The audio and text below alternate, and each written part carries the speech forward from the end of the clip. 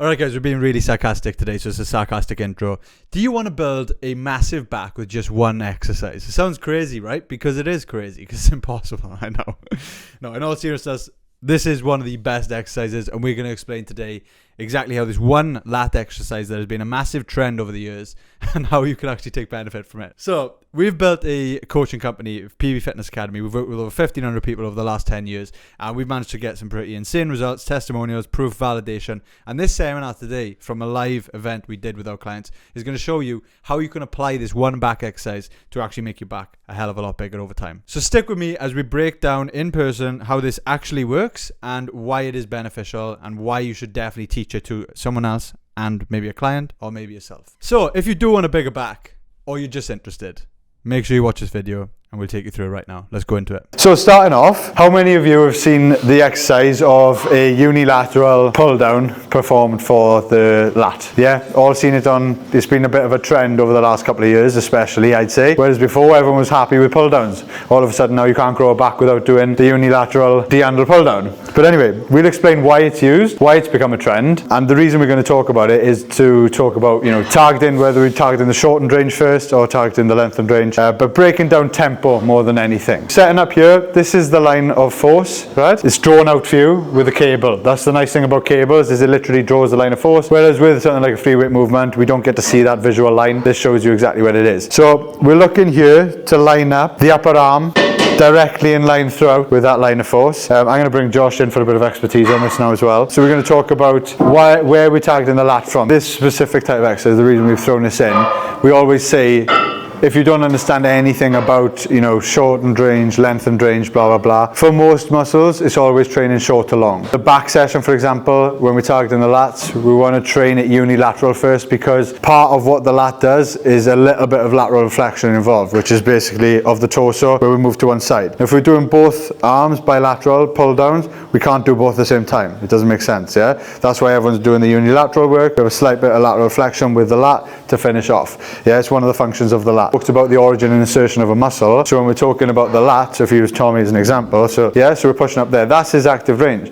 He can go here, but you see what has to happen here to the scapula to do that. It's not what we want to do. We want to keep the focus on the lat here. We don't want to be using anything else to then get him here and then just use the lat. If we're trying to isolate the lat, we just want to stick within the lat's active range. So stay in there now. We're going to line up the machine as he sits down to go into that point there. We don't want him extending out to that, because that's when we start to see people, they do this exercise for a while and all of a sudden they start reporting a bit of rotator cuff like pain, niggles in the shoulder. Why are you getting that? It's because the load is for the lat, it's suited to the lat, not suited to the internal muscles of the shoulder joint here. So if you just drive down now with the lat slowly, we've obviously optimized the position and the setup already to make sure the line of force is directly in line there. So the only thing working here now is the lat. So that's the main thing. But with tempo as well, when we're looking at tempo, we want to make sure that we're exaggerating on the way up a good 3 to 4 seconds, because the eccentric part of the lift is about 3 to 4 times stronger than the concentric.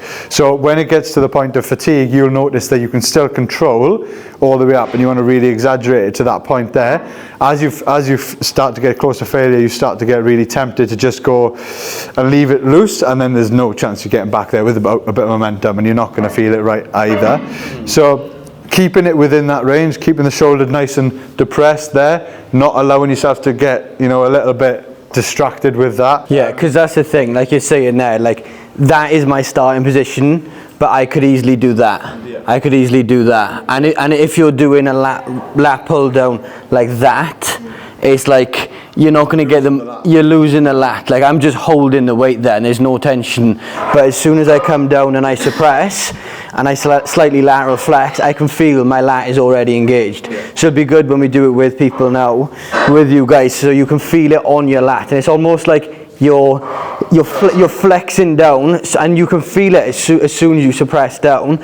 And then from there, you drive down. Yeah. And then you come back up. You don't want any torso movement at all. So when we're here, the plane of motion you want is literally there and elbow down to pocket, because what we can sometimes see as well is if we're in this position, like coming there. Yeah. And what that is doing is it's giving more elbow flexion, and then that's going to engage more bicep, whereas we want to engage lat. And the way I like to sort of demonstrate it is, if you're doing that, it's going to be bicep.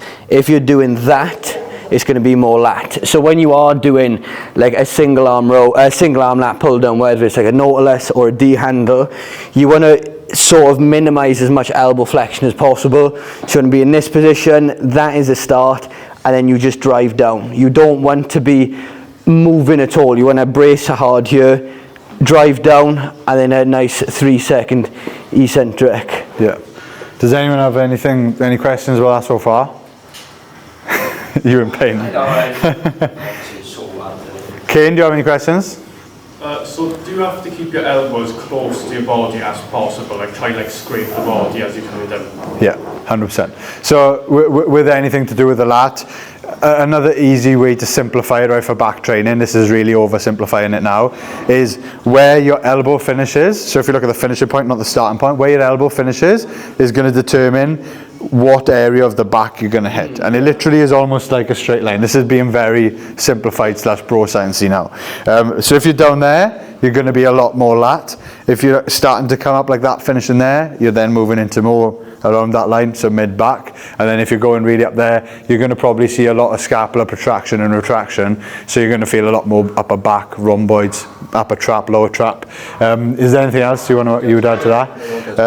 Yeah. So with the lat focus exercise, always keeping it in like internal rotation, but you know, keeping it as close as possible to the torso, upper arm literally tucked in.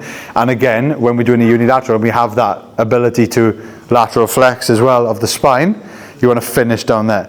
A lot of people get then, they really go for it a little bit too much, where they are like, you've seen them, and they're like trying to do that. You don't need to do that, right? Because that's them bringing the obliques in to do that job.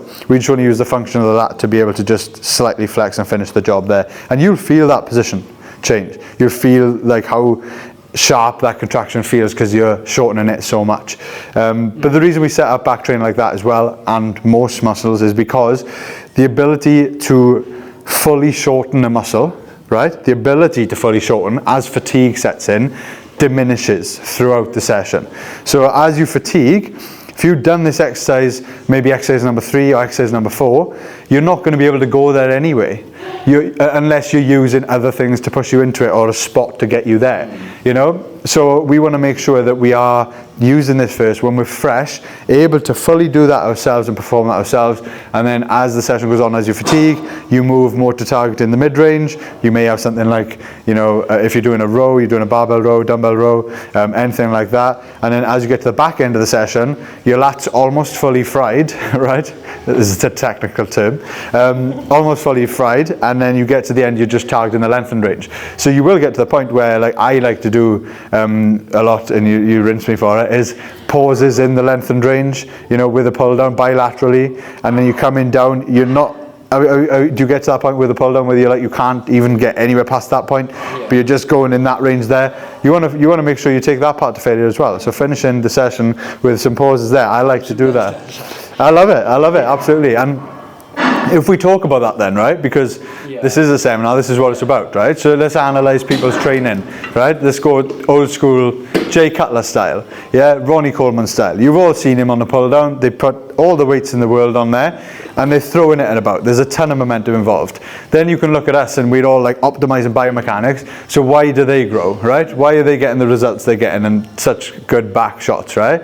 It's because, number one, the load is immense, yeah? So mechanical tension at certain points when those muscles hit, when that weight hits, is going to be huge, right? It's going to be massive peaks, and at certain points as well. So when they're coming down using momentum, like we talked about with momentum, that pushing the car thing, yeah, as you get down to the back end there, like we said, the ability to get the lat short at that point is gone, yeah? So they're using momentum on purpose to shift more weight to get there. They may feel a bit of contraction. They may think that that's what is doing the work, but it's not. As you get back there then, you've got the opposite effect happening. So have you ever tried to, like, you know, you drop something relatively heavy and then you try catch it, it's way heavier on the way down, isn't it? So the same thing. they're dropping a weight at that point because they can't control it there now because it's so heavy. So as they get to that point, the load is going up fast, speed is increasing the load, and then they're catching it, and your lat is very, very strong in the lengthened range, right? So that mechanical tension is hitting in between every rep on a pull down, like that, and then they're throwing it back. Sam Stulik style, exactly, right? I like to do it sometimes. It's one of those things that if you want to do it at the end of a session. Don't do it at the start. Get the lat short first, control it, then we'll do some, rows and stuff like that, and then at the end of the session. So everything's strategic. You can see like there's a lot of depth to it, and that's why today I want you to ask questions like that, because it explains. Does that explain like why you see certain things as well? Yeah. Like, and how it does benefit them? It's not just like, oh, they're wasting their time. They are getting results from it. But again, risk to reward. They're hitting a load they can't control, They can't control it. If you asked them to stop at this point, they couldn't. They couldn't pause it there. So yeah, I know we've gone off on a massive tangent now, but does that make sense as to why we train the muscle short to long as well, not just the back?